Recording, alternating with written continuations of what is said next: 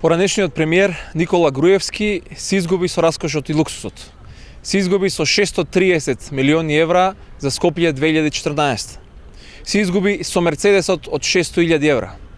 Се уште тоне и се губи со 35 милиони евра за нова барокна зграда за Народната банка. Во исто време Битола е забравена. Во Битола нема капитални инвестиции. Игнорацијскиот однос на бандата на Никола Груевски, Мјалков и Ставревски ги оставија битолчани да се гушат во загадениот воздух. Само со парите кои што ги подрошија на луксузот, до сега во Битола можеше да има спроведена гасификација и централен систем за грејење, со што значително ќе се намалеше загаденоста на воздухот. Ветуваме веднаш и итна гасификација на Битола веднаш по смената на власта. Дел од нашите ветувања за посмената на власта се и автопат Велес, Прилеп, Битола, Меджитлија.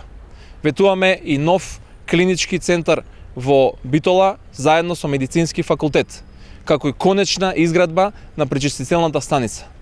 Почитувани битолчани, ова се само дел од нашите мерки за подобар живот, за чист воздух и за многу повеќе достоинствени работни места за сите битолчани. Благодарам, ако имате прашање, поверите. Пред малку имаше приз специјалната јавна обвинителка. Дали имавте можност да проследите вашиот став? Има некои шпекулации за апсење? Дали до партијата има и официјално некакви информации за апсење и кој приведе?